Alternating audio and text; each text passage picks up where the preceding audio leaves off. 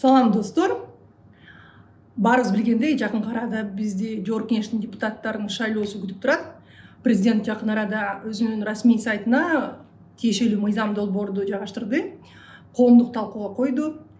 Коомдук талкуунун негизинде мен өзүмдүн сунуштарымды 2-3 күн мурун президенттин атынан жөнөттүм. Менин Жогорку Кеңештеги маалымат булактарыма таянсам, шайлоо боюнча мыйзам долбоорду президент Жогорку Кеңештин атына жөнөткөн экен. Жогорку Кеңештин кароосуна. Ошондуктан өзүмдүн сунуштарымды дагы мен Жогорку Кеңештин депутаттарына 1-2 күнүн ичинде жөнөтөм. Шайлоо мыйзамдарын кандай өркүн өтүш керек, эмне өзгөртүш керек, бул видеодон көрүңүздөр. Ошол сунуштарым менен сен менен бөлүшүп талкууга коеюн деген ниетте бул видеону арнайм. Биринчи сунуштарым биздин ушул сыртта жүргөн кыргызстандыктарга арналган. Биздин мигранттар көп санда сыртта жүргөнүнө карабастан тилекке каршы шайлоо тизмесине абдан аз санда киргизишет. Ошондуктан менин биринчи сунушум бул биздин кыргызстандыктар жыш жашаган жерлерде шайлоо участкаларын ачыш керек.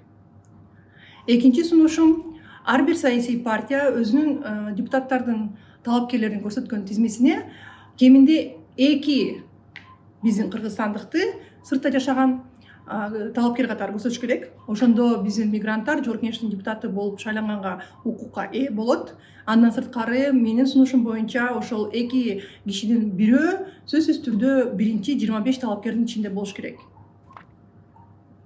Үчүнчү сунушум бул ошол биздин мигранттарды, кыргызстандыктарды чет жакта жүргөн шайлоочулардын тизмесине сөзсүз түрдө киргизүүгө зарыл. Алардын консулдук убактылуу туруктуу консулдук каттоого турганына, турбаганына карабастан, эгерде тиешелүү арызды биздин сыртта жүргөн жаран жазса, ал сөзсүз түрдө консулдук каттоого карабай, сөзсүз түрдө шайлоочулардын тизмесине киргизилиш керек. Сунуштардын экинчи блогу бул биздин саясий элитанын жаңыланышына, андан кийин ар бир жарандын, бардык жарандардын теңдик принцибин орношуна багытталган. Бул жаатта биринчи сунушум ар бир кыргыз жараны жашоосунда 2 гана жолу депутат болуп шайлана алат деген талапты киргизгенге сунуштадым. Ошондо биз жылдан жылга депутат болуп кызматта жүрүп, бирок өзүнүн убадаларын аткарбаган адамдардан арылып, бизнесмендер өзүнүн бизнесин ишин алып барыш керек, коррупционерлер түрмөдө отуруш керек. Биз болсо чындап эле татыктуу элдик адамдарды Жогорку Кеңештин депутатын кылганга аракет кылышыбыз керек. Бул жаатта экинчи сунушум, эгерде оор же өзгөчө оор кылмыштар жасаган жарандар соттолууга алынганбы, алынбаганына карабастан Жогорку Кеңештин депутаты боло албайт деген чек киргизүүнү да сунуштадым. Сунуштардын үчүнчү блогу бул биздин жарандардын маалымат алуу укугун кеңейтүүгө багытталган. Андан кийин талапкерлердин тең укуктуулугун негиздөөгө дагы, бекемдөөгө дагы арналган. Бул жаатта биринчи сунушум үгүт иштери талапкер көрсөтүлгөн же талапкерлердин тизмеси көрсөтүлгөн учурдан башталыш керек деген беренени сунуштап атам. Азыркы учурда силер билгендей, талапкерлердин баардыгы көрсөтүлүп, саясий партиялар съезддерин өткөрүп, андан кийин борбордук шайлоо комиссиясы аларды каттагандан кийин гана үгүт иштери башталат. Ошол учурда көп аябай талаш тартыштар жаралып калат. Бул күттө эмеспи, съезди чагырылса болбой деп. Ошон үчүн мен көптөгөн мамлекеттердин тажрыйбасын эске алып, үгүт иштери талапкерлердин тизмеси көрсөтүлгөндөн тарта үгүт иштерин жүргүзсө болот деген сунушту киргиздим. Бул жаатта экинчи сунушум жеке медиа жана интернет басылмаларга талапкерлердин ортосундагы, саясий партиялардын ортосундагы дебаттарды уюштурууга укукту берүү. Анткени буга чейин билесиңер, дебаттарды бир гана коомдук телерадиокомпания өткөрөт. Тилекке каршы ал дебаттарды көргөнгө бардыгында мүмкүнчүлүк жок. Андан кийин бир гана ОТРКнын дебаттарынын аркасы менен көпчүлүк ар кандай мындай кыйын же болбосо суроолор берилбей калышы мүмкүн. Андан кийин программалардагы жакшы талданбай, талапкерлер мисалы бири-бирин жамандашып же бири-бирине суроону беришип, ошого өтүп кетет.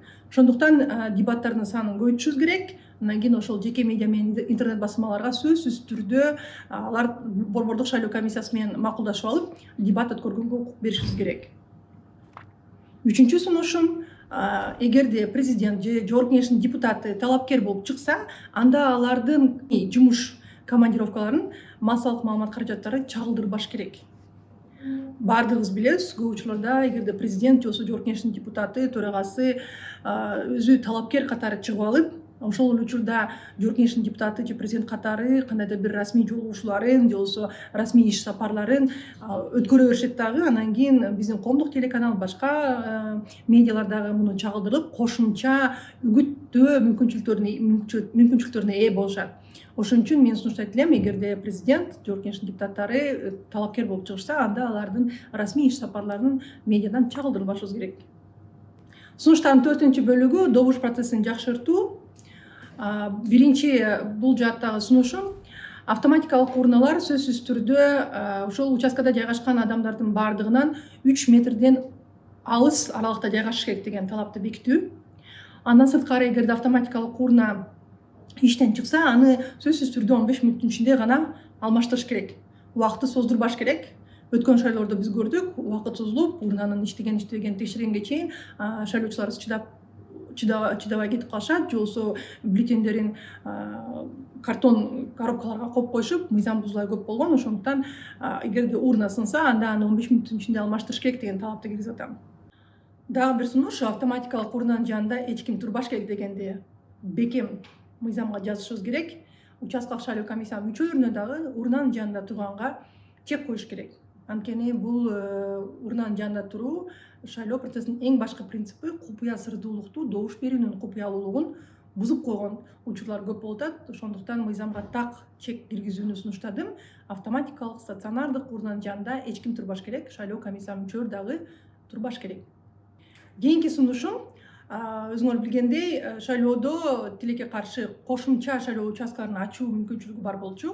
Көп учурларда ошол кошумча шайлоо участкаларынын ичинен шайлоочулардын тизмеси менен манипуляция болуп, добуш берүү процессинде дагы мыйзам бузуулар көп болгон. Биздин студенттерди, анан кийин ички мигранттарды ошол шайлоо участкаларына каттап, кошумча участкалар мындай саясий манипуляциялардын негизи болгон да. Ошон үчүн мен азыр киргизген сунушум кошумча шайлоо участкасын ачууга мүмкүнчүлүктү жоюш керек. Мыйзамга чек киргизиш керек.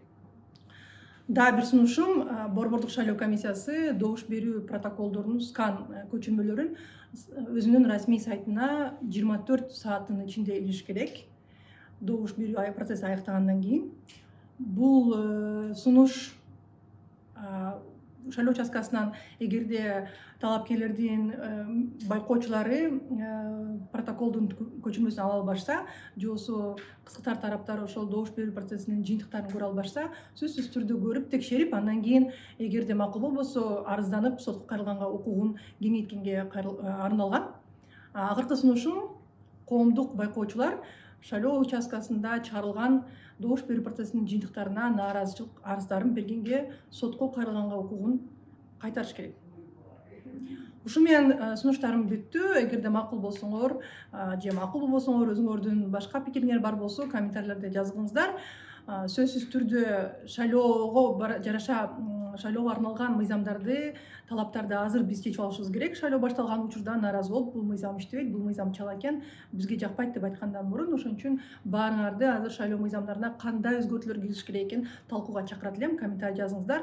Анан кийин силердин комментариңар боюнча өзүнчө эфир кылганга даярмын. Баарыңарга кош калыңыздар. Аман эсенчилик каалайм.